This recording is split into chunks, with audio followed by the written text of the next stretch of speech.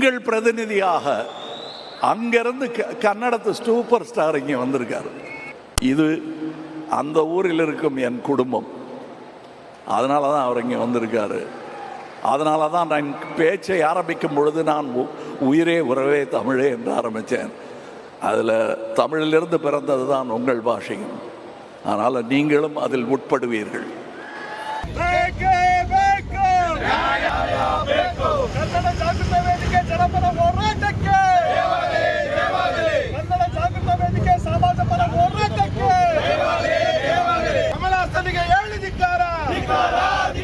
ಅವರು ತಮಿಳಿನಿಂದ ಕನ್ನಡ ಹುಟ್ಟಿದ್ದು ಅಂತೇಳಿ ಅವ್ರು ಹೇಳಿರ್ತಕ್ಕಂಥದ್ದು ಬಹಳ ತಪ್ಪಾಗಿದೆ.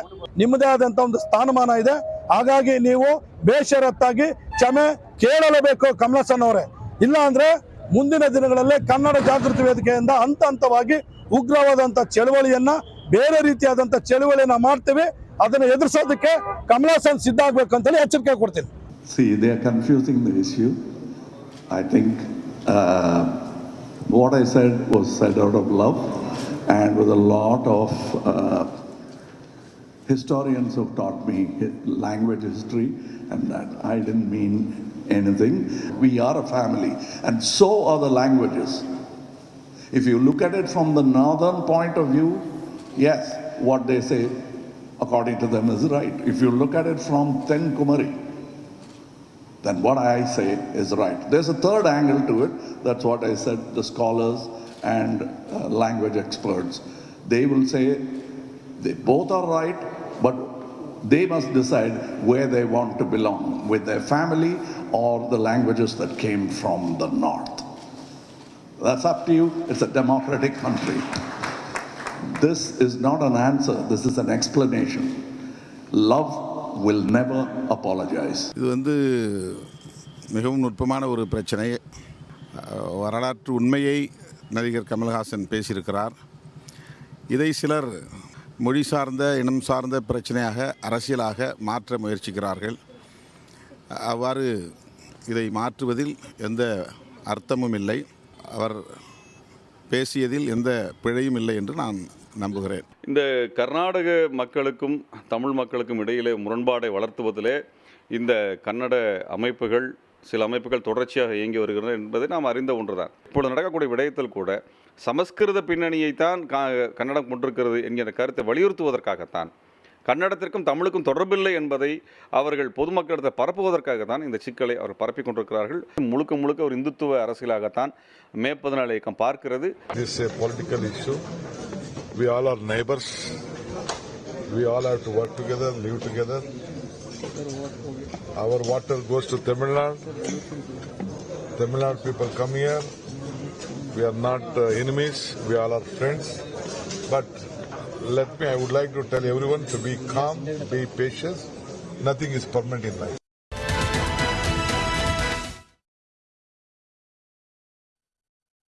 வணக்கம், இது கேள்விக்களம்.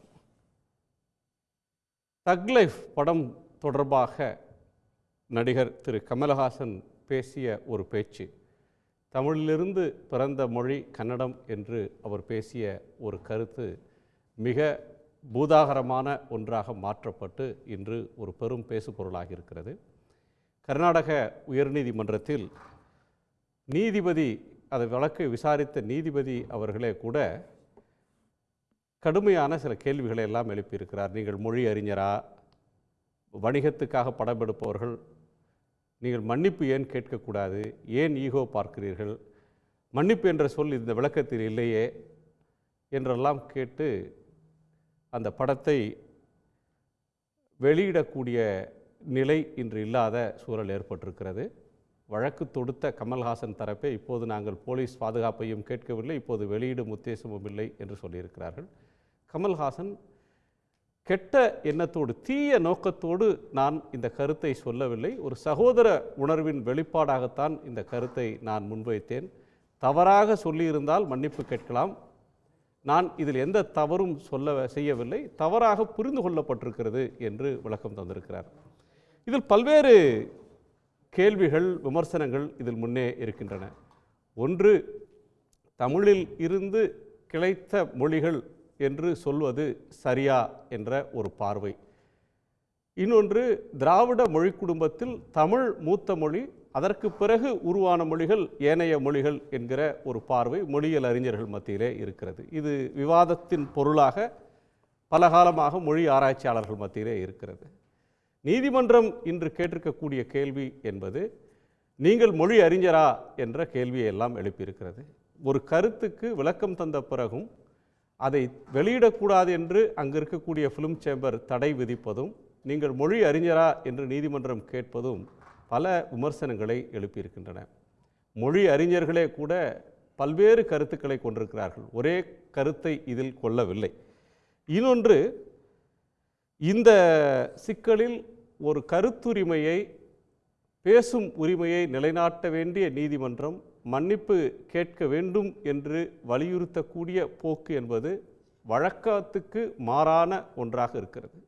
அரசியல் கட்சிகள், இயக்கங்கள், செயல்பாட்டாளர்கள் தீவிர தன்மையோடு பேசுவார்கள். ஆனால் நீதிமன்றம் என்பது கருத்துரிமையை காக்கக்கூடிய இடத்தில் இருக்கக்கூடிய ஒன்று.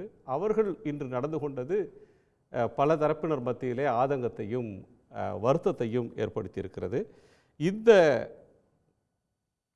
கருத்து சுதந்திரம் என்கிற ஒரு பார்வையில் இதை பார்ப்பதா, மொழியை வைத்து அரசியல் நடக்கிறது என்று பார்ப்பதா என்கிற நேரத்தில் இன்னொரு கேள்வியும் கூட முன்வைக்கப்படுகிறது. சமஸ்கிருதம் தான் இந்தியாவில் இருக்கக்கூடிய எல்லா மொழிகளுக்கும் தாய், அதிலிருந்து தான் எல்லா மொழிகளும் உருவாகின என்று அமித்ஷா உள்பட பலர் பேசும்போது அதில் எந்த ஆவேசமும் கொள்ளாதவர்கள் இதில் ஆவேசப்படுவது ஏன்? சினிமாக்காரர்கள் என்று வந்தால் சினிமா ஒரு இலவசமான விளம்பரம் என்கிற எண்ணத்தில் இது அரசியலாக்கப்படுகிறதா என்ற கேள்வியும் முன்வைக்கப்படுகிறது. இது சார்ந்து நாம் விவாதிக்கப் போகிறோம். நம்மோடு நாடாளுமன்ற உறுப்பினர் திரு ரவிக்குமார் அவர்கள், தன்னாட்சி தமிழகத்தின் தலைவர் திரு ஆழி செந்தில்நாதன் அவர்கள், வலதுசாரி திரு நித்யானந்தன் அவர்கள், இவர்களோடு வழக்கறிஞர் திரு மிகு அருள்மொழி இணைய இருக்கிறார். அனைவருக்கும் வணக்கம். திரு ஆழி, நீதிமன்றத்தினுடைய நீதிபதியினுடைய அந்த வார்த்தைகள் தான் இன்றைக்கி ரொம்ப முக்கியமாக பேசுபொருளாக ஆக வேண்டிய விஷயம்னு நான் நினைக்கிறேன். இந்த பிரச்சனையை பற்றி அவர் சொல்லும்போது கமலை பார்த்து ஒரு கேள்வி கேட்குறாரு. இதை பற்றி பேசுவதற்கு நீங்கள் என்ன ஒரு மொழியியல் அறிஞரா, இல்லை நீங்கள் வரலாற்று ஆசிரியரா, எப்படி அப்படி சொல்லலான்னு. என்னை பொறுத்த வரையில் நான் சற்று விளக்கமாக இதை சொல்ல வேண்டிய கடமை எனக்கு இருக்கிறது. காரணம் என்னென்னா, மொழி உரிமை களத்தில் இந்தியாவில் இருக்கக்கூடிய பல்வேறு மாநிலங்களில் உள்ள, கர்நாடகம் உட்பட எல்லா மாநிலங்களில் உள்ள மொழி உரிமை செயல்பாட்டால் கூட 10 ஆண்டு காலமாக நான் செயல்பட்டு வருகிறேன். அதனால் கர்நாடகத்தில் அந்த கன்னட அமைப்புகள், அந்த குரல் எங்கிருந்து வருது அப்படிங்கிறத பற்றியும் எனக்கு ஒரு புரிதல் இருக்கிறதுனால இதை நான் சொல்கிறேன். அதாவது மொழியியல் அறிஞர்கள் மத்தியில் பேசப்பட வேண்டிய ஒரு விஷயத்தை நாம் ஒரு பொது வெளியில் பேசும்போது வரக்கூடிய ஒரு சிக்கல் இதில் இருக்குது. உதாரணமாக, தமிழிலிருந்து கன்னடம் பிறந்ததா இல்லையா அப்படிங்கிற ஒரு விவாதம் என்பது அது மொழியியல் துறையில் நடக்க வேண்டிய ஒரு விஷயம். வரலாற்று ஆசிரியர்கள் பழைய கல்வெட்டுகள், ஆதாரங்களை வச்சு பேச வேண்டிய ஒரு விஷயம். ஆனால் இயல்பாகவே தமிழ்நாட்டில் இதை போன்ற ஒரு எண்ணம், தமிழிலிருந்து மற்ற திராவிட மொழிகள் பிறந்தனைங்கிற ஒரு எண்ணத்தை நாம் வைத்திருக்கிறோம். அது தனிப்பட்ட முறையில் பேசுறதில் எந்த தவறு இருக்கிற மாதிரி தெரியல. கமல் அதை பேசிய விதத்திலும் எந்த தவறு இருக்கிற மாதிரி தெரியல. அதுக்கு இணையாக கன்னட மக்கள் அதனால் அஃபெண்டாக இருக்கலாம், இல்லை அவங்களுக்கு இது இப்படி சொல்லக்கூடாதுன்ற எண்ணம் அவர்கள் எதிர்ப்பை வெளியுறுத்தியதும் எனக்கு ரொம்ப ஆச்சரியமாக எனக்கு இல்லை. ஆனால் இந்த விஷயத்தை பேசும்போது இந்த நீதியரசர் மிக மிக தீவிரமாக இந்த விஷயத்தை எடுத்துக்கிட்டு இந்த கேள்வி கேட்குறார். அதே கேள்வி எல்லாருக்கும் தான் பொருந்தும். இது எதிர்க்கிறவர்கள் எல்லாம் மொழியறிஞர்களா, இல்லை அவரே ஒரு மொழியறிஞரா அப்படின்ற கேள்வி இருக்கும். அது மொழி தொடர்பான விஷயமாகவே இது இல்லை. அறிஞர்கள் தான் கருத்து சொல்லணும் அப்படின்னு இல்ல, ஒரு பிரச்சனை இல்லை. அறிஞர்கள்லாம் ஒரே கருத்து தான் சொல்லுவாங்கன்னு இதுல இல்லை, அப்படியும் கிடையாது. அதான் சொல்றேன், அது தொடர்பான விஷயமே இது இல்லை. மனது புண்படுகிறதுங்கிற அந்த ஒரு விஷயத்துக்கு கடைசியில் வராரு. அப்படி வந்தாலும் கூட இதை ஒரு அமைக்கவலாக இந்த பிரச்சனையை தீர்ப்பதற்கு பதிலாக, நீங்கள் இங்கே தானே சினிமா காட்ட போகிறீங்க, அங்கேருந்து பணம் உங்களுக்கு வேணும் தானே, அப்படின்னா மன்னிப்பு கேட்டுட்டு உங்கள் படத்தை திரையிடுங்கன்ற அந்த வார்த்தை இருக்குது பாருங்கள், அதுதான் ரொம்ப அச்சுறுத்தலாக இருக்குது. கமல் சொன்ன விஷயத்தை மறுப்பது என்பது வேறு விஷயம். இப்போ என்ன கேட்டிங்கன்னா, எந்த மொழியிலிருந்து எந்த மொழி பிறந்ததுங்கிற விவாதமே தேவையற்றதுங்கிறது என்னுடைய கருத்து. அதை நான் சொல்கிறேன் மறுபடியும், அது லிங்குவிஸ்டினுடைய வேலை. பொது வெளியில் அது ஒரு முக்கியமான பிரச்சனை கிடையாது. எல்லா மொழிகளும் சமத்துவத்துக்காக போராட வேண்டிய நேரத்தில் இது எப்படி நடந்தது, அந்த ஒரு விஷயத்தை மட்டும் தயவுசெய்து சொல்கிறதுக்கு அனுமதிங்க.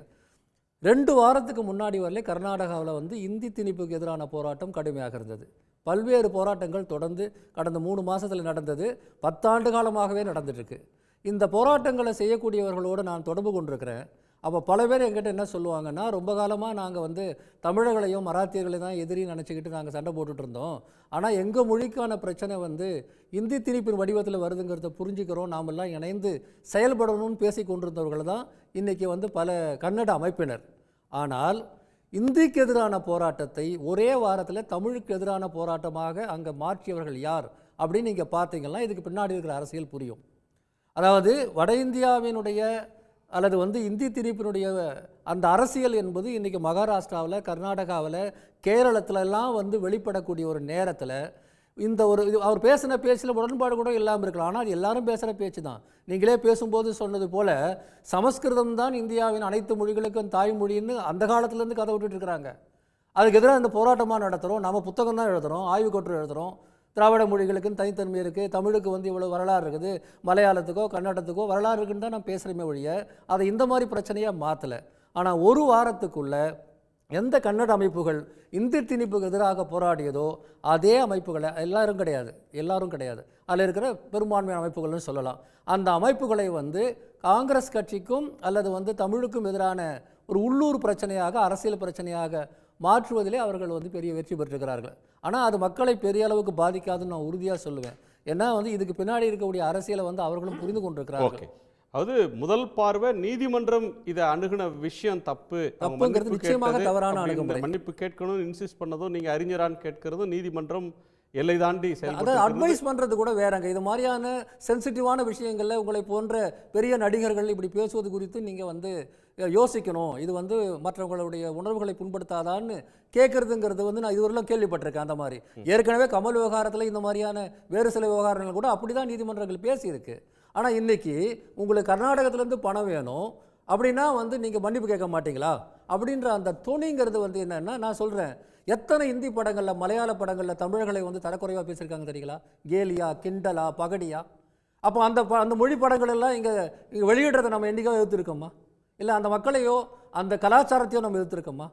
இது வந்து ஒரு பிரச்சனையே கிடையாது. இது வந்து ஒரு எல்லாருக்கும் எல்லா விஷயங்களும் அரசியல் இருக்குன்னு பார்க்குறீங்க. இது இப்போ நடக்கிற போராட்டத்துக்கு பின்னாடி நிச்சயமாக அங்கே இருக்கக்கூடிய வலதுசாரிகள், சங்கிகள், RSS, பிஜேபி, ஓப்பனாக சொல்கிறேன், RSS, பிஜேபி கடந்த ஒரு வாரமாக இந்த பிரச்சனையை மிகப்பெரிய அளவுக்கு சீண்டி அதை வந்து வெற்றிகரமாக இந்தி விவகாரத்திலிருந்து திசை திருப்பதுக்கு பண்றாங்க. ஆமாம், அங்கே தொடர்ந்து அதுதான் நடந்துட்டு இருந்தது. நித்யானந்த சாருடைய முதற் பார்வை கேட்கிறேன்.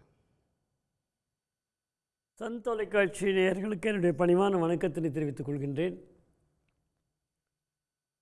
ரொம்ப காலமாக நீங்கள் சொன்ன மாதிரி சமஸ்கிருதம் தான் மூத்த மொழி, அதிலிருந்து வந்தவை தான் பல மொழிகள் என்று இந்தியாவிலே பலர் சொல்லுகிறார்கள். அமித்ஷா போன்றவர்கள் கூட சொல்லுகிறார்கள் என்று சொன்னீர்கள். கதை விடுகிறார்கள் என்று சொல்லவில்லை. அவருடைய கருத்து அவர்கள் படித்த அளவிலே அவர்கள் புரிந்து கொண்டது இந்த அளவிற்கு. அது நமக்கு ஒரு மரியாதை வேண்டும். ஒருத்தர் சொல்லும்போது மாற்று கருத்து உடையவர்கள் கதை விடுறாங்க, நாம் தான் சரியாக பேசுகிறோம் அப்படிங்கிறது முதல்ல. சமஸ்கிருதத்தில் தான் தமிழ்லாம் வந்ததுன்றீங்களா? எல்லா மொழிகளுக்கும் அதான் தாய்மொழின்னு சொல்கிறீங்களா? அப்படி சொல்கிறது வந்து கருத்து, அதை கதைன்னு சொல்லக்கூடாதுன்றீங்களா? ஆழி பேசும்போது கதை விடுகிறார்கள். நான் வந்து நான் இப்போ பேசுகிறேன். இல்லை, பாயிண்ட் வந்து அப்படி சொல்லுகிற நேரத்தில் அதனால கன்னட உணர்வு பாதிச்சிருச்சு, தமிழர்களுடைய உணர்வு பாதித்து விட்டது அந்த விஷயத்துக்கே வரல. நாம் வந்து நம்ம எப்படி அவையில் இருக்கணும் அப்படிங்கிறதுக்கான என்னுடைய கோரிக்கை வச்சேன். அவ்வளோதான். அதே மோடி அவர்கள் எங்கு சென்றாலும் கூட இந்தியாவிலிருந்து நான் வந்திருக்கிறேன் என்று உலக நாடுகளில் செல்லும்பொழுது நான் பெருமைப்படுவது, உலகத்திலே மிக புராதனமான மொழி என்று ஒன்று உண்டு என்றால் அது தமிழ். அந்த தமிழ் எங்களுக்கு சொந்தமானதுன்னு வெளிநாடுகளிலே சென்று பேசுகிறாரே, அது ஏன் உங்களால் சொல்ல முடியவில்லை? அதை ஏன் நீங்கள் காட்ட முடியவில்லை? ஆக இங்கே அரசியல் இருக்கிறது. இவர்களுக்கு நோக்கமே அரசியல் நோக்கம். நாம் இதை அரசியலாக பார்க்கக்கூடாது. கமலஹாசன் சில இடங்களில் சில பேசக்கூடாதவற்றை பேசிவிடுவார் என்பது எல்லோருக்கும் தெரியும். நீங்கள் என்ன போகிற போக்கில் அப்படி சொல்கிறீங்க? எல்லோருக்கும் தெரியுங்க. இல்லை, அவர் தமிழ்நாட்டில் மதிக்கப்படுற ஒரு முக்கியமான கலைஞர், அவர் கருத்தை அவர் வெளிப்படுத்துறாரு. அந்த கருத்து தவறாக இருக்கலாம், பிழையா இருக்கலாம், போகிற போக்கில் பேசுகிற ஒரு மாதிரி சொல்றீங்க. கமல் வந்து ஒரு நல்ல கலைஞன் ஏற்றுக்கொண்ட ரசிகன் நான் இளமை பருவத்தில். நீங்கள் பேசுகிற அரசியல் அவர் எதுக்குறவர்? அவர் வந்து சரியாக ஒரு கருத்தை நிலைநிறுத்த மாட்டார். அப்படி இன்னைக்கு பேசுறது மன்னிப்பு கேட்க மாட்டேன்னு சொல்றது சரியான கருத்து. பேசிட்டு இருப்பாரு. இன்னைக்கு மன்னிப்பு கேட்க மாட்டேன்னு சொன்னது ஒரு அரசியல் ரீதியாக சரியான ஒரு நிலைப்பாடு தானே அவரை பொறுத்தவரையிலும்? அது தமிழ்நாட்டில் நிலைப்பாடு என்ன நான் ஏத்துக்கிறேன்.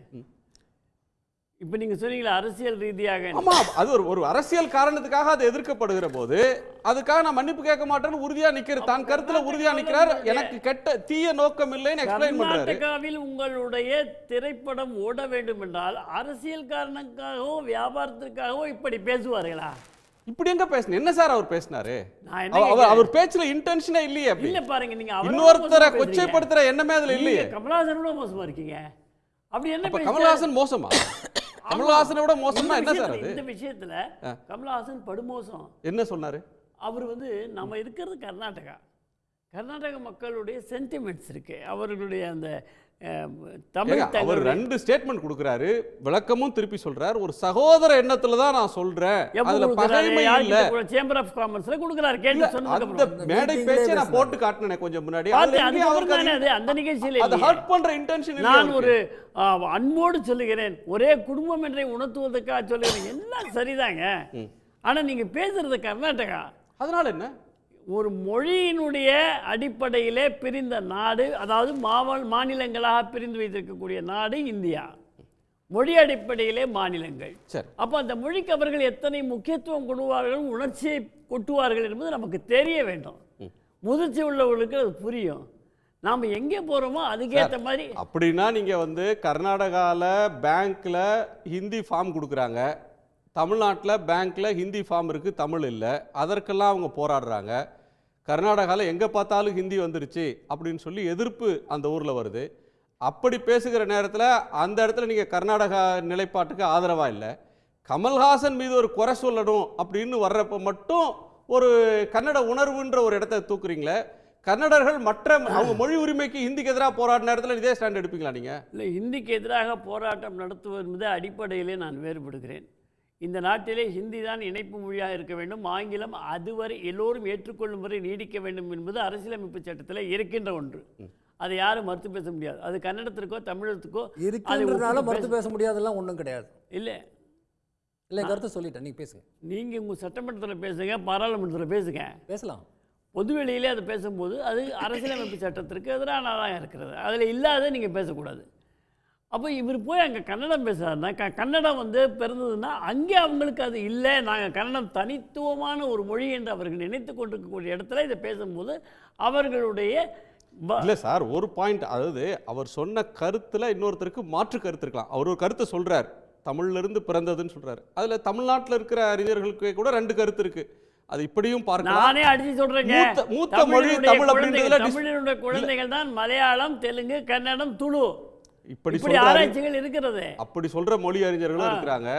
திராவிட மொழி குடும்பத்தினுடைய மூத்த மொழி தமிழ், அதற்கு பிறகு வந்த மொழிகள் மற்றவை. இதை வந்து நீங்க ஒன்றிலிருந்து இன்னொன்று தோன்றியது அப்படின்னு சொல்றதெல்லாம் மொழி ஆராய்ச்சியாளருடைய வேலை அப்படி சொல்றவங்களும் இருக்காங்க. இப்போ விமர்சனம், இப்போ பேச வேண்டிய விஷயம் வந்து ஒரு கருத்து தவறுன்னு சொன்னா கூட அதை சொல்ற உரிமை அவருக்கு இல்லையா? அதற்காக அந்த படத்தை திரையிடக்கூடாதா? உரிமை இருக்கு, முழு உரிமை இருக்கு. அதன் விளைவுகளை சந்திக்க வேண்டும். என்ன விளைவு?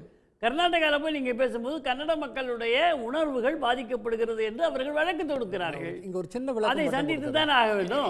அவங்க வழக்கு தொடுக்கல சார், வழக்கை இவர் தான் தொடுத்தாரு. இவர் வந்து தன்னுடைய வழக்கை இவர் என்ன தொடுத்தாருன்னா, பாதுகாப்பு கேட்டு ஆமா பேன் பண்றாங்க. சென்சார் போர்ட்ல சென்சார் வாங்கி வந்த ஒரு படத்தை இவர் சொன்ன ஒரு கமெண்ட்டுக்காக அதை பேன் பண்றாங்கன்ற பட்சத்தில் அது உரிமையை காப்பாற்றுவாங்க, கருத்துரிமையை காப்பாற்றுவாங்க, நீதிமன்றத்தோட கதவை அவர் தட்டிட்டாரு. அவர் தப்பான இடத்த தட்டிட்டாருன்றதுதான் ஆலி செந்தில்நாதன் முன்வைக்கிற விமர்சனம்.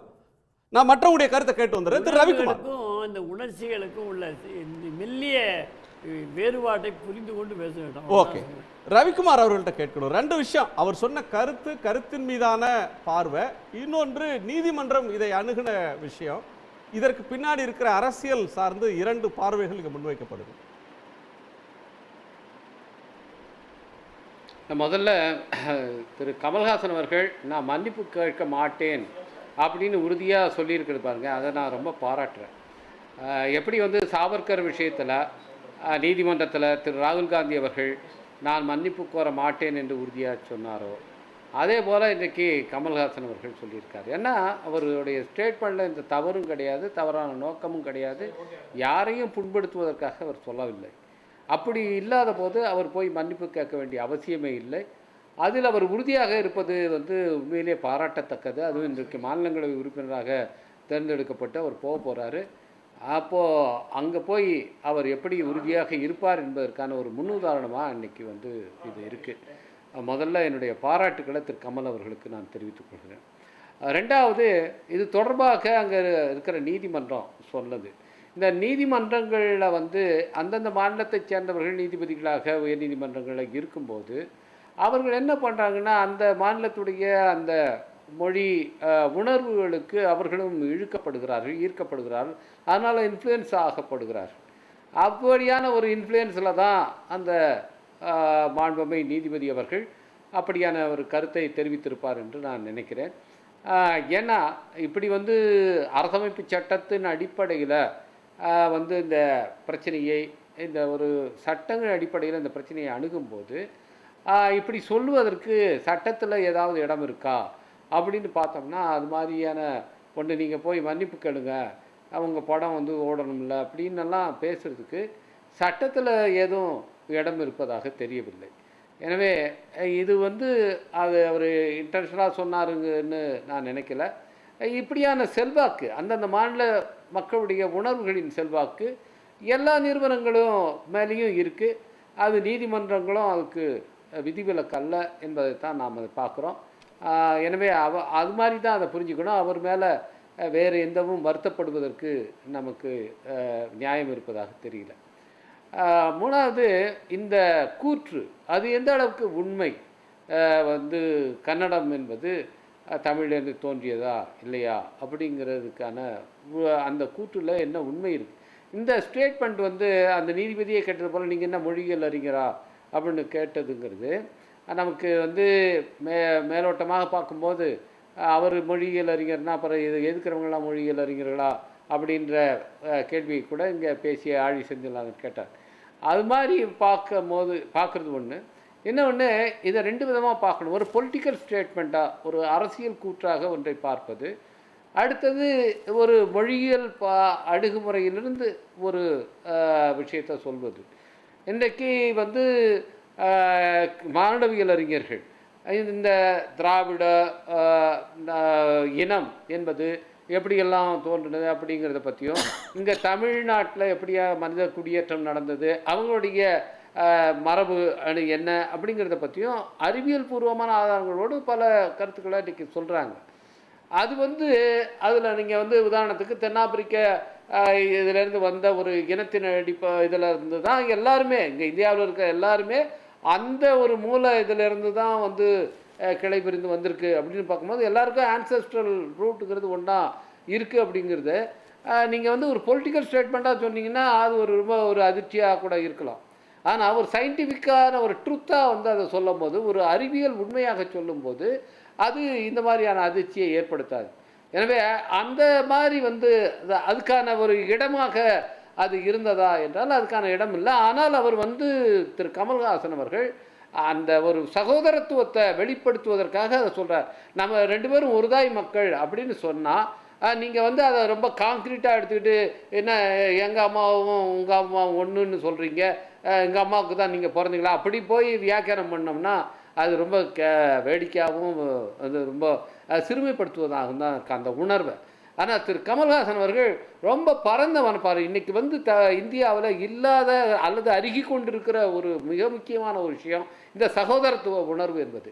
ஏன்னா இந்த சகோதரத்துவ உணர்வே இங்கே இல்லாமல் அடிச்சுட்டே இருக்காங்க. அதை ஒரு அரசியல் திட்டமாக இன்றைக்கு செயல்படுத்தி கொண்டிருக்கிறார்கள். மக்களை கூறுபடுத்துவது, மக்களை பிளவுபடுத்துவது, இனத்தின் அடிப்படையில், மொழியின் அடிப்படையில், மதத்தின் அடிப்படையில் தொடர்ச்சியாக மக்களை கூறுபடுத்துவதையே ஒரு அரசியல் திட்டமாக வைத்துக்கொண்டு அதில் அரசியல் ஆதாயம் தேடிக்கொண்டிருப்பவர்கள் இந்த சகோதரத்துவத்துக்கு நேர் எதிராக இருக்கிறார்கள். அப்படி இருக்கிற ஒரு சூழலில் திரு கமல்ஹாசன் அவர்கள் அந்த சகோதரத்துவ உணர்வை வெளிப்படுத்தும் விதமாக அவர் பேசுகிறது என்பது ரொம்ப வரவேற்கத்தக்க, பாராட்டத்தக்க ஒன்று. அந்த உணர்வின் அடிப்படையில் தான் அவர் அது சொல்கிறார். அது வந்து ஒரு பொலிட்டிக்கல் ஸ்டேட்மெண்ட் கிடையாது, ஒரு எமோஷனலாக ஒரு சகோதரத்துவ உணர்வை வெளிப்படுத்தக்கூடிய ஒன்று. அதை வந்து நீங்கள் வந்து ஒரு லிங்குஸ்டிக் ரிசர்ச்சின் அடிப்படையில் அவர் சொன்னாரா இல்லையா என்று நான் பார்க்க தேவையில்லை. ஆனால் இதற்கு பின்னால் ஒரு நீண்ட ஒரு ஆராய்ச்சி இருக்கிறது, மொழியியல் ஆராய்ச்சி இருக்கிறது. கால்வெல் வந்து எப்போ திராவிட மொழிகளின் ஒப்பிலக்கணத்தை எழுதினாரோ அந்த நூலிலே அவர் ஆராய்ந்து வெளிப்படுத்தியது. இன்றைக்கு இந்தியா மட்டுமல்ல உலகமெங்கும் ஏற்றுக்கொள்ளப்பட்ட ஒரு கோட்பாடாக அது இருக்கிறது. அப்போ திராவிட மொழி குடும்பம், அந்த திராவிட மொழி குடும்பத்தில் இங்கே வந்து பேசிய சச்சிதானந்தம் அவர்கள் கூட சொன்னது போல தமிழ், கன்னடம், மலையாளம், துளு இது எல்லாமே வந்து தெலுங்கு இது எல்லாம் ஒன்றா இருக்குது. அப்போ அது கால்வெல் சொல்கிறாரு, எழுத்துக்களை அடிப்படையாக கொண்டு பார்த்தால் கன்னடம் வந்து தெலுங்குக்கு ரொம்ப நெருக்கமாக இருக்கும்போது போல தோன்றும். ஆனால் நீங்கள் அதனுடைய மொழியை எடுத்துக்கொண்டு பார்த்தால் அது தமிழுக்கு ரொம்ப நெருக்கமானது என்று கால்வெல் சொல்கிறார். அது மட்டுமல்ல, இது வந்து நீங்கள் இங்கே இருக்கிற இந்த ரெண்டு அந்த கன்னடம், இந்த கர்நாடகம் என்கிற சொல்ல சமஸ்கிருதத்தில் வந்ததுன்னு நிறைய ஆர்கியூ பண்ணிக்கிட்டு இருந்தாங்க. அப்படி வரல. கர்நாடகா அந்த மூணாக பிரித்து தமிழில் இருந்து தான் இந்த சொல் வந்திருக்கிறது என்பதை வந்து அவர் மொழியியல் ரீதியாக ப்ரூவ் பண்ணியிருக்கிறார். எனவே அந்த அளவுக்கு ரொம்ப க்ளோஸ் பாண்டிங் உள்ளது. இந்த திராவிட மொழி குடும்பத்திலேயே மூத்த மொழி தமிழ் தான். ஏன்னா நமக்கு கல்வெட்டுகள் இன்றைக்கி பார்க்குறோம், நமக்கு எழுத்து ஆதாரங்கள் கிமு 6-7 நூற்றாண்டுக்கு மேலே போயிடுச்சு. ஆனால் நம்ம கன்னட கல்வெட்டு ஹல்மிதி கல்வெட்டு என்று சொல்வார்கள்.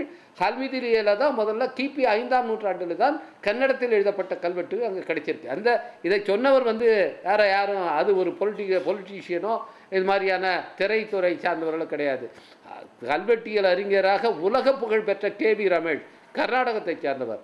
கர்நாடகம் சேர்ந்தவராக இருந்தாலும் கன்னடம், தமிழ், தெலுங்கு, சமஸ்கிருதம் என்று பல மொழிகளிலும் மிக ஆழமான அறிவு கொண்ட மறைந்த கேவி ரமேஷ் அவர்கள் இதை பற்றி சொல்கிறார். எப்படி இந்த திராவிட மொழிகளுக்கு இடையிலான உறவை பற்றி மிக அழகாக கல்வெட்டு ஆதாரங்களின் அடிப்படையாக சொல்லியிருக்கிறார். இந்த சகோதரத்துவ உணர்வை இந்த மொழியியல் ஆய்வுகளும் வந்து பலப்படுத்தி இருக்கிறது, நிறுவனம் செய்திருக்கிறது. அதை உடைப்பதற்கு இன்றைக்கு ஒரு அரசியல் திட்டத்தோடு செயல்படுகிறார்கள். அதனால் தான் இது ஊதி பெருக்கப்படுகிறது.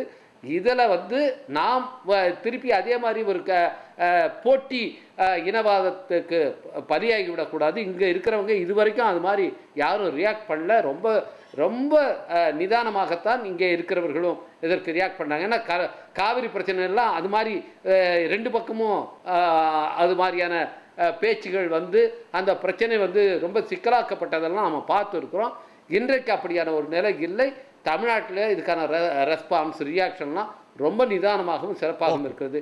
ஆனால் எனக்கு பெரிய வருத்தம் நீங்கள் சுட்டிக்காட்டாது கர்நாடக முதலமைச்சர் திரு சித்தாராமையா அவர்கள், அவர் வந்து இந்த மாதிரியான ஒரு இனவாத நோக்கத்தில் ஒரு வெறுப்பு அரசியலை உள்ளே வைத்து கொண்டு பேசுகிற இந்த குற்றச்சாட்டுக்கு அவர் வந்து ஆதரவாக பேசுவது, அரசாங்கமே உங்களுக்கு துணை நிற்கும் என்று சொல்வது எனக்கு உண்மையிலேயே நீதிபதி அவர்கள் பேசுனதில் எனக்கு எந்த அதிர்ச்சியும் இல்லை. திரு சித்தாராமையா அவர்கள் பேசியது ரொம்ப அதிர்ச்சி அளிக்கிறது. அவர் வந்து இந்த விஷயத்தில் இன்னும் நிதானமாக அணுக வேண்டும் என்பது என்னுடைய வேண்டுகோள்.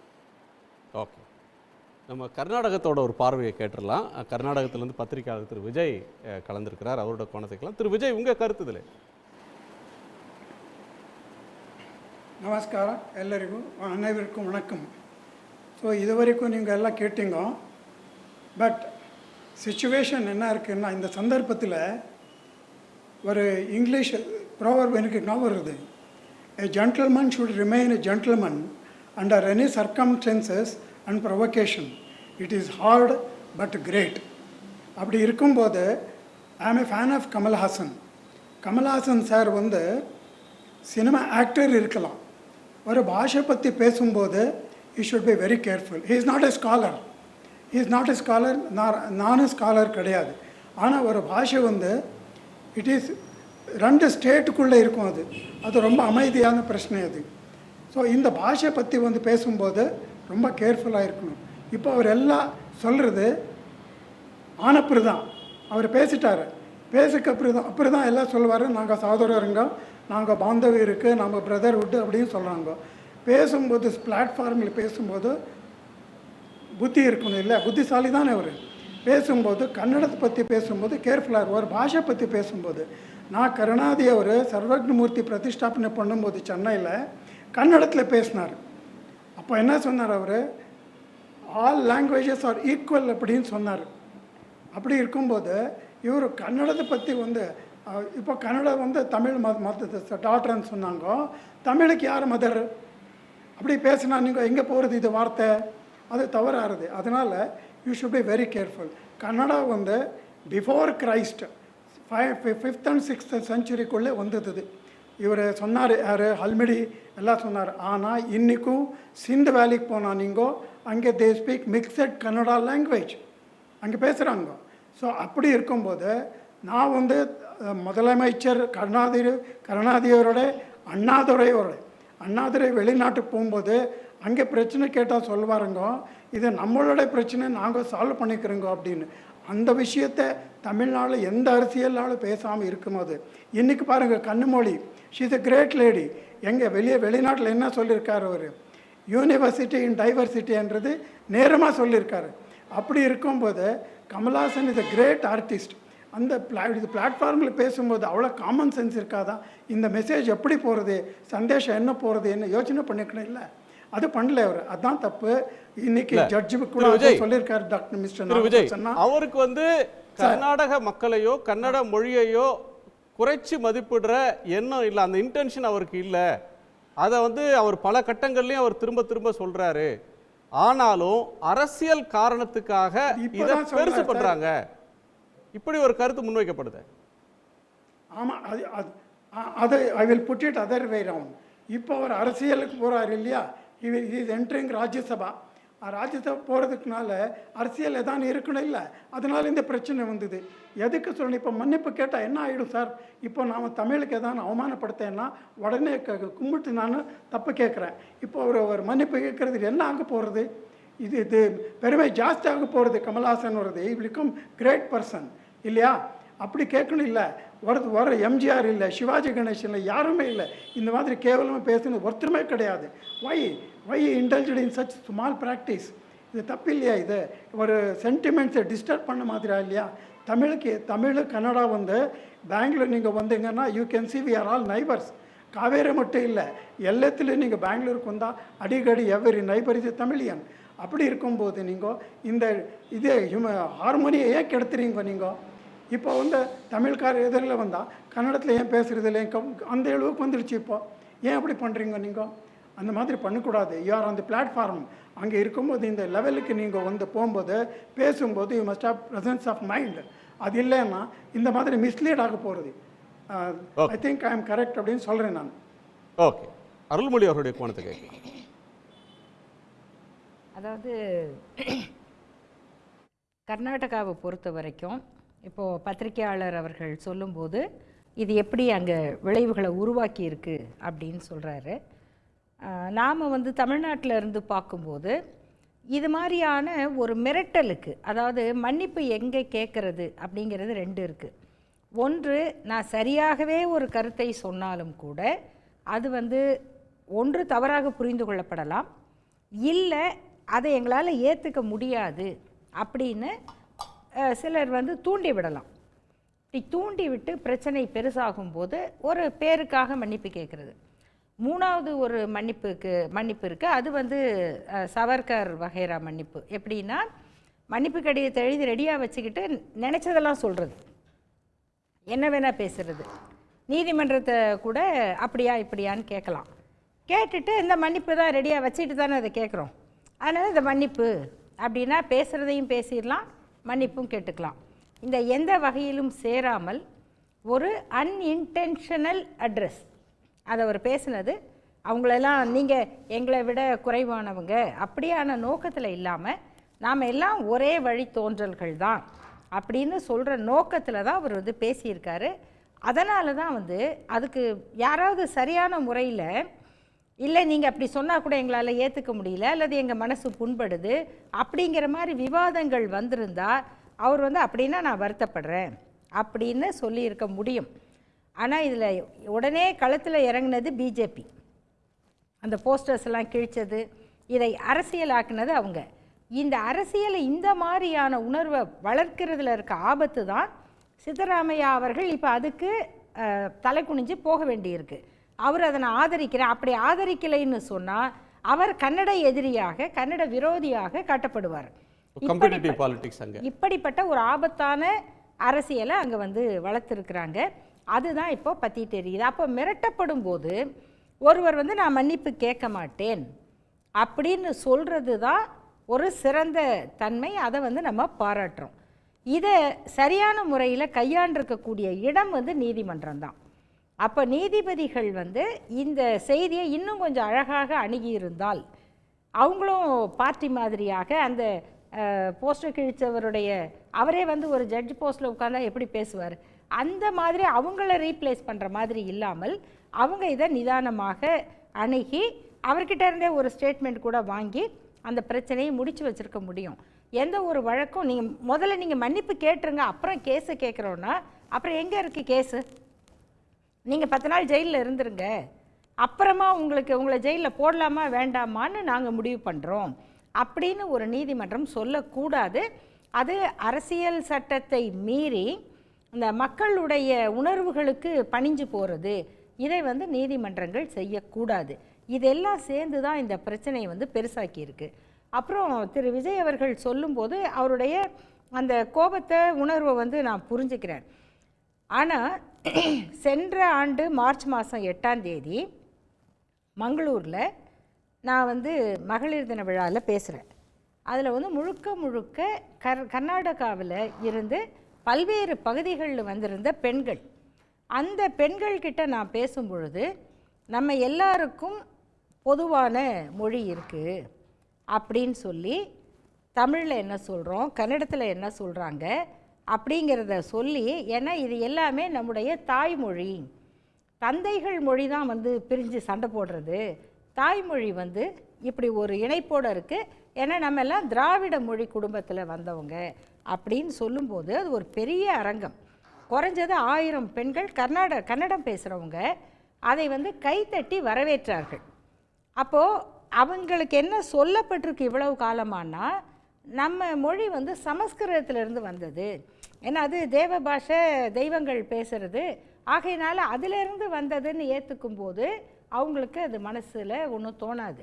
ஆனால் நம்ம எல்லாம் சமமாக பழகிறவங்க, இதில் வந்து நான் என் மொழியிலிருந்து தான் உன் மொழி வந்தது அப்படின்னு நான் சொல்லும்போது எப்படி அதை அவங்களால ஏற்றுக்க முடியல. அப்போது நாம் எல்லாரும் ஒரு மொழி குடும்பத்தை சார்ந்தவர்கள்னு சொல்லும்போது அவ்வளோ வரவேற்று கைத்தட்டுறாங்க. இந்த புரிதல், மொழி சார்ந்த விளக்கங்கள் அவங்களுக்கு ஏற்பட்டு அவங்களில் ஆராய்ச்சியாளர்கள் வந்து இதுக்கு வரும்போது தான் அடுத்து இது எந்த மொழியிலிருந்து தோன்றியது அப்படிங்கிறத நம்ம வந்து அவங்கள்ட்ட பேச முடியும்.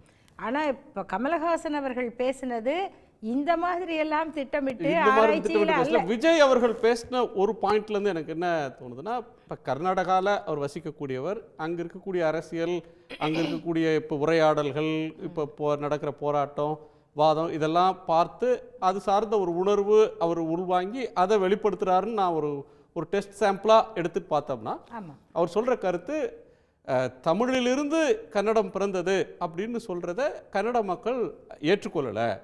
அவங்க வந்து தங்கள் மொழியை தாழ்வாக கருதி கமல்ஹாசன் பேசுகிறாரு அப்படின்ற ஒரு எண்ணத்துக்கு அவங்க வர்றாங்க, அவமதிச்சுதான் ஃபீல் பண்ணுறாங்கன்ற ஒரு எண்ணத்துக்கு வர்றாரு. அதை நம்ம விளக்கி தான் சொல்லணும், கண்டிப்பாக நம்ம விளக்கி தான் சொல்லணும். இப்படி பலவிதமான விளக்கங்கள் இருக்குது. இப்போது நாம் வந்து தமிழ் இனம்தான் மூத்த இனம், நம்ம குமரி கண்டம், இப்படியான வரலாறுகள்லாம் வந்து நம்முடைய மொழி அறிஞர்கள் அவங்கெல்லாம் வந்து சொல்லியிருக்காங்க. இதை வந்து இன்றைக்கி வரலாற்று ஆய்வாளர்கள், மானுடவியல் ஆய்வாளர்கள் வந்து குமரி கண்டம்ங்கிறத கேள்விக்குள்ளாக்குறாங்க. அதே மாதிரி இப்போ அவர் சொன்ன மாதிரி ஆப்பிரிக்காவிலேருந்து தான் நம்ம முதல் மூத்த தாய் வந்திருக்காங்க அப்படின்னு சொல்கிறாங்க. அதுவும் உண்மையாக இருக்கலாம். அந்த நிறத்தில் இருந்து, கலைகளில் இருந்து இதை என்னன்னா, நான் வந்து இல்லை நான் தான் இங்கே மூத்த குடின்னு நினச்சிட்டு இருக்கும்போது, நீங்கள் மூத்த குடி தான், ஆனால் நீங்கள் இங்கே பிறக்கலை, இந்த மூத்தோர் இன்னொரு இடத்துல இருக்காங்க அப்படின்னு சொன்னால் எங்கள் பாட்டிக்கு ஒரு பெரியம்மா அங்கே இருந்திருக்காங்க. அப்படிங்கும்போது எங்கேயோ என்னுடைய பெருமை வந்து அடிபட்ட மாதிரியாக இங்கே தமிழ்நாட்டிலே அப்படி நினைக்கிறவங்க இருக்காங்க. இந்த பிரச்சனையவே பாருங்களேன், 2 விதமாக அணுகிறாங்க. நாம் சொல்கிறதுல கருத்து சரியாக இருக்கலாம், ஆனால் இப்போ அந்த மக்களை வந்து இப்படி உசுப்பி விடும்போது நம்ம அதுக்கு வரிஞ்சு கட்டிக்கிட்டு, இல்லையா எங்கள் மொழி தான் மூத்த மொழி, ஏன் நாங்கள் எங்கள் மொழியிலிருந்து தான் உங்கள் மொழி பிறந்துச்சு அப்படின்னு சண்டைக்கு போக வேண்டிய அவசியம் இல்லை. அப்படிங்கிறது மெச்சூரிட்டி, பண்பாடு இல்லை. நான் அப்படி தான் சொல்லுவேன். நீ உனக்கு புரியாட்டி சரி, அப்படி சண்டைக்கு போவோம், வாங்க நீங்கள் அடி நாங்கள் அடிக்கிறேன், இப்படியும் சில பேர் பேசுகிறாங்க. அவங்க நோக்கம் வந்து தமிழ்நாட்டில் பிறமொழியாளர்கள் மீது வெறுப்பை வளர்க்குறது. அதை காரணமாக வச்சு இங்கே கொஞ்சம் பேரை தாக்கலாமா? இந்த சண்டையை மூட்டி விடுறதுலையும் குளிர்காயறதுலையும் அரசியல் நடத்துகிறவங்க 2 மாநிலத்திலும் இருப்பாங்க. அவர்களுக்கு இது தீனியாயிடக்கூடாது அப்படிங்கிற எச்சரிக்கை வந்து நமக்கும் இருக்கணும். இது எல்லாத்தையும் வச்சு தான் நம்ம இந்த பிரச்சனையை அணுகணும். பொறுப்போடும் கவனத்தோடு அணுகணும். ஆனால் அவர் வந்து கமல்ஹாசன் 10 நாள் இது ரிலீஸ் ஆகணுன்றதை பற்றி பிரச்சனை இல்லை, பிறகு பார்த்துக்கலாம் அப்படின்ற உண்மையில் கமல்ஹாசன் அவர்களுடைய அந்த அறிவிப்பு வந்து மிக மிக பாராட்டத்தக்க அறிவிப்பு. ஏன்னா நீங்கள் புரிதலுக்காக இறங்கி போகிறது வேற, மிரட்டலுக்கு பணிஞ்சு போகிறது வேற. அப்படி மிரட்டும் போது என் படமே வெளியாகலைன்னா பரவாயில்ல அப்படின்னு சொல்கிறதுக்கு வந்து உண்மையிலேயே ஒரு துணிச்சல் வேணும். திரும்ப திரும்ப சொல்கிற ஸ்டேட்மெண்ட்டு, நான் தப்பாக பேசலை, தப்பாக புரிஞ்சிருக்கீங்க, நான் தப்பாக பேசாத ஒன்றுக்கு நான் என்ன மன்னிப்பு கேட்கணும், நான் சகோதர உணர்வை தான் வெளிப்படுத்தினேன்னு சொல்கிறாரு. உங்களுக்கு அதில் மாற்று பார்வை இருக்கா?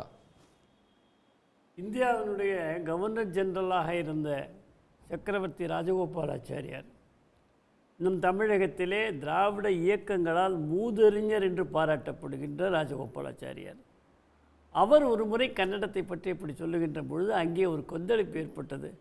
அப்பொழுது அவர் நாட்டினுடைய அமைதி முக்கியம், மக்களுடைய ஒற்றுமை முக்கியம் என்று முதன்மைப்படுத்தி மன்னிப்பு கேட்டிருக்கிறார். இந்தியாவுடைய கவர்னர் ஜெனரல் மன்னிப்பு கேட்டிருக்கிறார். அந்த ஒரு தான் என்ற அகத்தை விட்டு வந்திருக்கிறார். ஏனென்றால் காரியம் அங்கே என்ன நடந்து கொண்டிருக்கிறது, அதற்கு நம்முடைய ஒரு வார்த்தை அந்த கலவரத்தை அடக்குமானால் நிச்சயமாக அதை கேட்பதில் தவறில்லை என்று மூதறிஞர் கருதும் பொழுது, இந்தியாவிலேயே முதல் தீவிரவாதி ஆர்எஸ்எஸ், காந்தியை சுட்டவன் என்று சொல்கிற வழக்கம் உள்ள கமல்ஹாசன் இப்போது இந்தியாவில் அங்கே எங்கே எதை பேசணுமோ அங்கே பேசணும். நீ போயிருக்கிறது உன்னுடைய படத்தினுடைய பாடலுக்காக, விளம்பரத்திற்காக, அங்கே வியாபாரத்துக்காக. அப்போது அதைத்தான் நீங்கள் அங்கே பேசணுமே தவிர நீங்கள் அங்கே மொழியியல் மாநாடெல்லாம் ஒன்றும் நடக்கலை. அவர் மொழி ஆராய்ச்சிக்கும் போலங்க. அது வந்து ஒரு கருத்து தேவையற்றது ஒன்று ஏன் நுழைச்சி அங்கே ஒரு நீங்கள் சொன்னீங்க கோர்ட்டு தான் எடுத்தது, மக்கள்லாம் ஒன்றும் சொல்லலை அப்படின்னு சொன்னாங்க. சேம்பர் ஆஃப் காமர்ஸ் இருக்குது இல்லையா, ஃபிலிம் சேம்பர் ஆஃப் காமர்ஸ், அவங்க சொல்லியிருக்கிறாங்க, கடிதம் கொடுத்துருக்குறாரு, அதில் ஒரு வார்த்தை மன்னிப்புன்னு கூட கிடையாது அப்படின்னு சொல்லி கோர்ட்டில் சொல்லியிருக்காங்க. கோர்ட்டில் என்ன கோர்ட் ப்ரொசீடிங்ஸ் பார்த்தேன், அதில் அவங்களுடைய கருத்து எதுவும் இல்லை, நேராக ஜட்ஜி தான் கேட்குறேன். நான் கையில் ஆதாரம் வச்சுருக்கேன் வச்சுக்கலாம். ஆனால் கோர்ட்டில் மிக தெளிவாக சொல்கிறாங்க, நமக்கும் புரிஞ்சது தான், தமிழ்நாட்டை விட யாருக்கும் அது புரிஞ்சிருக்காது.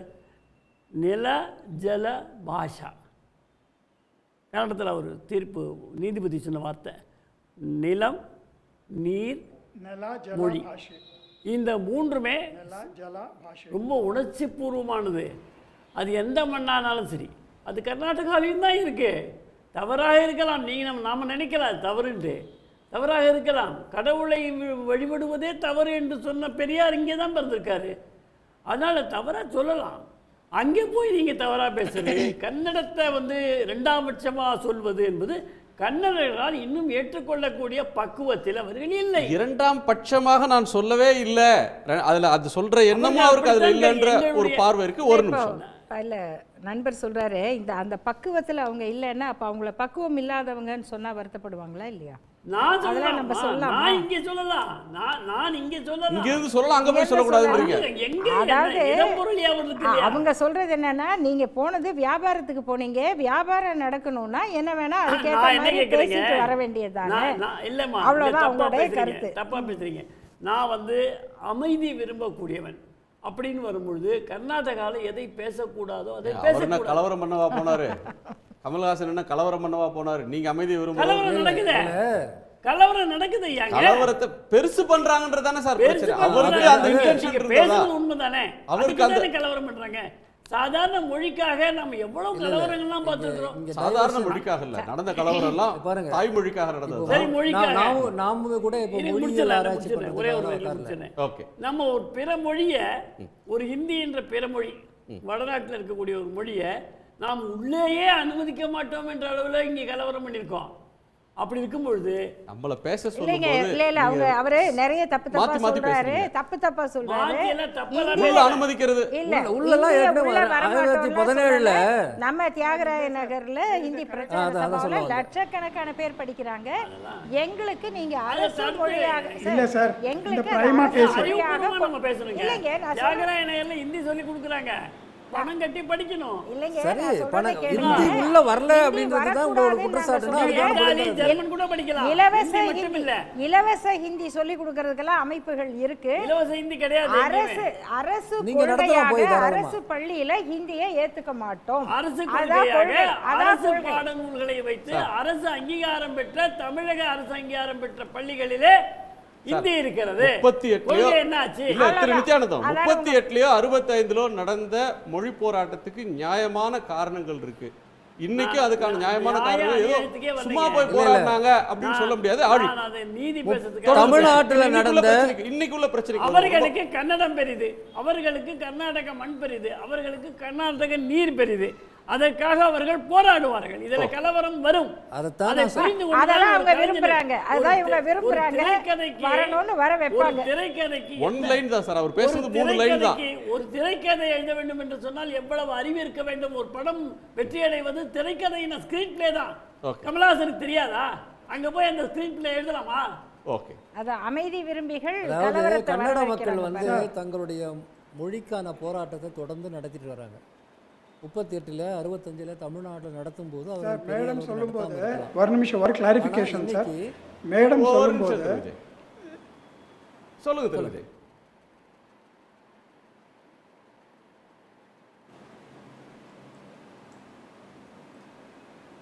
சொல்லுங்க, அவர் சொல்லுங்க. இல்ல இல்ல நீங்க முடிச்சிருங்க. ஆக அந்த மக்கள் வந்து தொடர்ந்து போராடிட்டு தான் இருக்கிறாங்க. அண்மை காலத்தில் தமிழ்நாடு எந்த பாதையில் அந்த மொழி உரிமை போராட்டத்தில் சென்றதோ அதே பாதையில் தான் சென்று கொண்டிருக்கிறார்கள். இந்தி திணிப்புக்கு எதிராக அவர்கள் பேசிய முழக்கங்கள்லாம் 50 வருஷத்துக்கு முன்னாடி நாம் பேசுனது தான். அந்த மொழி உரிமை அமைப்புகளோடு தொடர்ந்து செயல்படக்கூடியதனால் இது உறுதியாக சொல்கிறேன், அவர்கள் போராட்டங்கிறது இந்தி திணிப்புக்கு எதிரான போராட்டம். முதலமைச்சர் சித்தராமையா வந்து ரொம்ப தெளிவாக எங்களுக்கும் இருமொழி கொள்கை தான் வேண்டும் என்று பேசி 2 வாரம் கூட ஆகலை. இப்படி இந்தி திணிப்புக்கு எதிரான போராட்டத்தை இந்த வார்த்தையை வச்சு நேரெதிராக அதை திசை திருப்பிய வேலையை செய்தவர்கள் யார்? அவங்க நோக்கம் என்ன? அவர்கள் கன்னட மக்களுடைய மொழி உரிமைக்காக பேசுகிறார்கள் என்று சொன்னால் அந்த மக்களுடைய இந்தி திணிப்புக்கு எதிரான போராட்டத்தை ஆதரிக்கணுமா இல்லையா? அந்த போராட்டத்தை கொச்சைப்படுத்திட்டு அந்த போராட்டத்தை ஏற்க மாட்டோம்னு சொல்லிட்டு இப்போ வந்து பக்கத்து சகோதர மொழியினுடைய ஒரு பிரச்சனையை வந்து திட்டமிட்டு ஏன் கிளப்புறாங்க? கமல் பேசியதுக்கான அத்தனை கான்டெக்ஸ்டும் அந்த நிகழ்ச்சியில் இருக்கிறது, அந்த நிகழ்ச்சியோடு முடிந்து விட்டது. ஒரு முதலமைச்சர் கருத்து சொல்கிற அளவுக்கு வந்து நிர்பந்தம் இங்கிருந்து வருது. ஒரு நீதிபதி இவ்வளவு நேரடியாக வந்து ஒரு தரப்பு இருந்து பேசக்கூடிய சூழல் எங்கிருந்து வருது? ஏன் வந்து இந்த சோக்கால் நேஷனல் மீடியாலாம் ஒரு வாரமாக தமிழ் வெர்சஸ் கன்னடான்னு சொல்லிட்டு நிகழ்ச்சி நடத்திட்டு இருக்கிறாங்க? என்ன உள்நோக்கம்? அந்த கன்னட மக்களுடைய மொழி உரிமை போராட்டத்தை சப்போர்ட் பண்ணுறாங்களா? அவங்க என்ன நடந்ததுன்னு கடந்த 10 வருஷமாக நான் சொல்ல முடியும். நூற்றுக்கணக்கான போராட்டம். இப்போ இன்றைக்கி அந்த நிகழ்ச்சியை அங்கே போராடுவதாக சொல்லக்கூடிய அமைப்புகளில் 2 விதமான அமைப்பு இருக்குங்க. அதையும் நான் உங்களுக்கு சொல்லிடுறேன், தொடர்ச்சியாக செயல்படுறதுனால சொல்கிறேன். கன்னட மக்களுக்கு தமிழர்களோ மராத்தியர்களோ எதிரி கிடையாது. இந்தி திணிப்பு தான் தங்களுடைய மொழிக்கு பிரச்சனை என்பதை உணர்ந்து போராடக்கூடிய அமைப்புகளும் உண்டு. எப்பொழுதுமே உள்ளூர் அரசியலுக்கு வந்து வடதுசாரி அரசியலுக்கோ அல்லது காங்கிரஸ் பிஜேபி யார் வேணா இருக்கட்டும், அவங்களுக்கு அடியாளாக இருந்து தமிழர்களை அடிக்கக்கூடிய அந்த பழைய வாட்டாள் நாகராஜ் ஸ்டைலான ஆட்களும் உண்டு.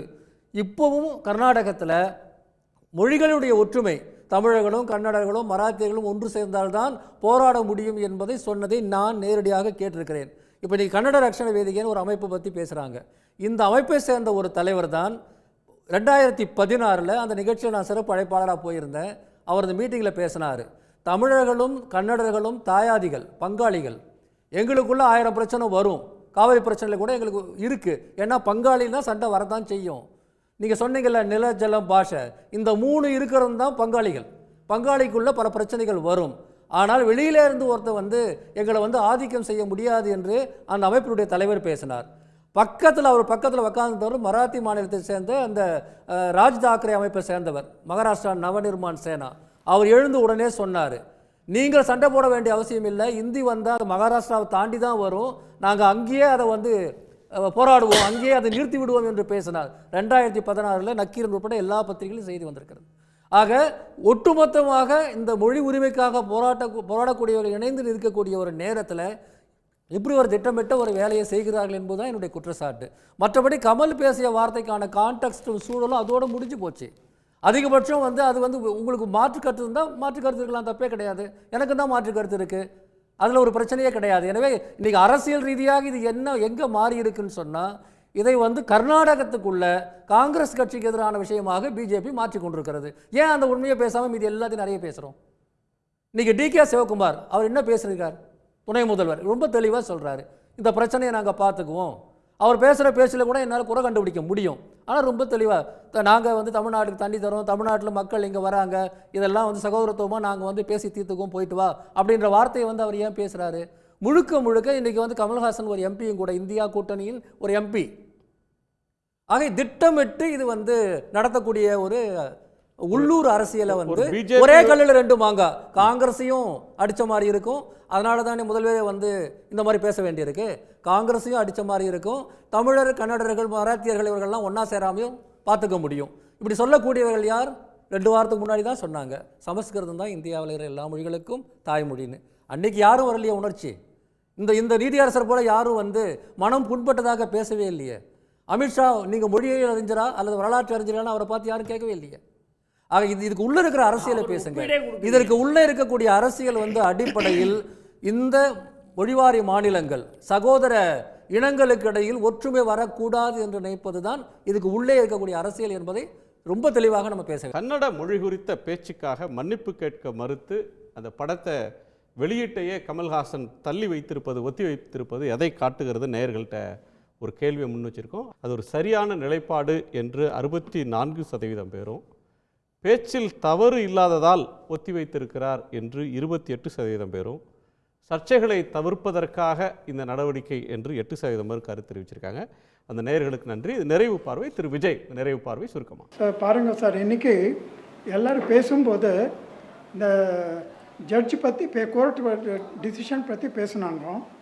It is a contempt of court ஆக போகிறது. we should not dispute the opinion of the judge. அதில் வந்து அவர் என்ன சொன்னாருன்னா, ப்ரைமா ஃபேஸில் அவர் அப்பீல் போட்டிருக்கிறதுல ப்ரைமா ஃபேஸில் அது இருக்குது.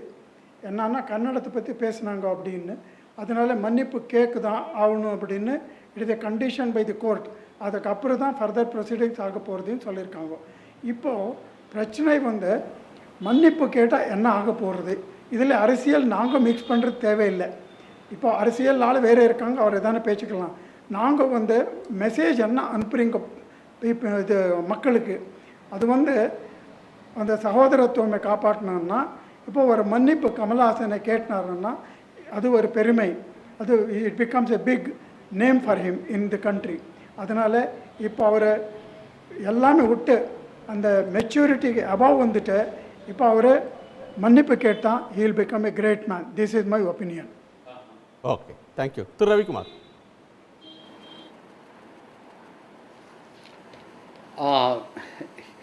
திரு கமல்ஹாசன் அவர்கள் சொன்ன கருத்து, அது அவர் வந்து உறுதியாக இருப்பது பாராட்டத்தக்கது. இதை நம்ம எல்லாருமே சொல்லியிருக்கோம்.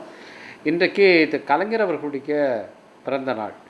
இந்த நாளில் இதே பிரச்சனையை பற்றி அவர் சொன்ன ஒரு கருத்தை நமக்கு, ஏன்னா தமிழ்தாய் வாழ்த்தை வந்து மனோன்மணியம் சுந்தரனாருடைய அந்த பாடலை சொல்லும்போது அதில் வந்து ஒரு இதே மாதிரியான கன்னடமும் கழிதெலுங்கும் கவின் மலையாளமும் முன்புதரத்தே உதித்தெழுந்த அப்படின்னு வரிகள் வந்து நீக்கப்பட்டது. அது வந்து ஏன் நீக்கப்பட்டதுன்னு பல விமர்சனம் இருந்தது. கலைஞர் வந்து ஒரு கூட்டத்தில் பேசும்போது இதை நாம் தமிழ் மொழியை உயர்த்தி பேசுவதற்காக நாம் இதை வந்து வைத்திருந்தோம்னால் இது கன்னடத்தை சேர்ந்த பேசுகிறவர்களுக்கு, தெலுங்கு பேசுகிறவர்களுக்கு அது வந்து கோபமூட்டலாம், எனவே தான் அதை வந்து நாங்கள் எடுத்தோம் அப்படிங்கிற மாதிரி அது ஒரு சமாதானமாக சொல்லியிருந்தார். இது அரசியலில் இப்படியான ஒரு காம்ப்ரமைசஸ் வந்து தேவைதான். ஆனால் திராவிட மொழி குடும்பத்து அந்த மொழிகளுக்கு இடையிலான அந்த ஒருங்கிணைப்பை, அந்த ஒற்றுமையை, அதுக்கு இருக்கிற உறவை வலுப்படுத்த வேண்டிய கடமை அறிஞர்களுக்கு, அறிவியல் பூர்வமாக செயல்படுகிற மொழியியல் அறிஞர்களுக்கு அது அந்த கடமை இருக்கிறது. அந்த கடமையை நிறைவேற்றுவதற்கான ஒரு ஸ்பேஸை உருவாக்க வேண்டிய தேவை இருக்குது. ஏன்னா கலைஞர் அவர்களுடைய பிறந்த நாளை நம்முடைய அரசு செம்மொழி நாளாக அறிவித்திருக்கிறது. எனவே திராவிட மொழி குடும்பத்தைச் சேர்ந்த இந்த மொழிகளுக்கு இடையிலான அந்த உறவை, அந்த பிணைப்பை மேம்படுத்துவதற்கு ஒரு திட்டத்தை வகுத்து அதை இந்த செம்மொழி நாளினுடைய ஒரு செயல் திட்டமாக நம்முடைய மாண்புமிகு முதலமைச்சர் அவர்கள் அறிவிக்க வேண்டும் என்று நான் கேட்டுக்கொள்கிறேன். ஏன்னா வெளியிலிருந்து நம்ம ஒரு ஆரிய திராவிட ஒரு பண்பாட்டு யுத்தம் இன்றைக்கு முனைப்பு பெற்றிருக்கிற நேரத்தில் திராவிட மொழி குடும்பத்துக்கு இடையில் நாம் அந்த பகைமையை, முரண்பாட்டை மற்றவர்கள் ஊதி பெருக்குவதற்கு இடம் கொடுக்கக்கூடாது. நாம் அவர்களை எல்லாம் அரவணைத்து செல்ல வேண்டும். அதை அறிவியல் பூர்வமாக செய்வதற்கு இந்த ஆய்வுகளை முன்னெடுப்பதற்கான ஒரு செயல் திட்டத்தை நம்முடைய முதலமைச்சர் அவர்கள் வகுக்க வேண்டும் என்ற வேண்டுகோளை இந்த நேரத்தில் வைக்கிறேன். தோழர் ரவிக்குமார் சொன்னார் இல்லையா, அந்த பாட்டில் இது கன்னடமும் கலித்தெலுங்கும் கவின் மலையாளமும் துளுவும் உன் உதரத்தே உதித்து ஒன்று பல வாயிடனும் என்றும் உள்ள பரம்பொருள் முன் இருந்தபடி இருப்பது போல் ஆரியம் போல் உலக வழக்கொழிந்து அழிந்து சிதையா உன் சீரிழமை திறம்பியந்து செயல் மறந்து வாழ்த்துதுமே அப்படிங்கிறது தான் மனோன்மணியம் சுந்தரனார் எழுதிய அந்த பாடல். அதை கலைஞர் அவர்கள் நீக்கும்போது, அந்த பாட்டை வைக்கும்போது இந்த வரிகள் வேண்டாம்னு சொன்னதுக்கு, இந்த மற்ற மொழிகள் அப்படிங்கிறது மட்டுமல்ல, அதில் ஆரியம் போல் உலக வழக்கொழிந்து அழிந்து சிதையா அப்படிங்கிற வரி இருக்குது. நம்ம மொழியை வாழ்த்தி பாடும்போது இன்னொரு மொழி அழிஞ்சு போனதுங்கிறத ஒப்பிட வேண்டாம், அதனாலையும் அது ஒரு மொழி வாழ்த்துக்கு தேவையற்றது அப்படின்னு அதில் கூடுதலாக இந்த செய்தியும் சொல்லி தான் அதை வேண்டான்னு சொன்னார். இதுக்கு இன்றைக்கி எப்படிப்பட்ட, நம்ம இன்றைக்கி திரு விஜய் அவர்கள் சொல்கிற மாதிரி அங்கே என்ன நடக்குது அப்படிங்கிற மாதிரி இன்றைக்கி தமிழ்நாட்டில் என்ன ஒரு அரசியல் நடக்குதுன்னா, இந்த வரிகளை சேர்த்து பாடப்பட்டது ஒரு பத்திரிகை விழாவில், அது எதுனா துக்ளக் பத்திரிகையோடைய ஆண்டு விழாவில்.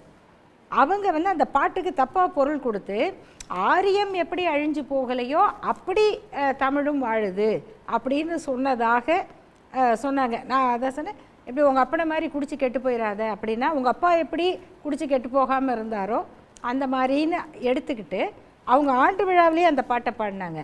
இதை நீக்கினதே தமிழ் மொழிக்கு கலைஞர் செய்த துரோகம் அப்படின்னு பேசுகிறவங்க இங்கே இருக்காங்க.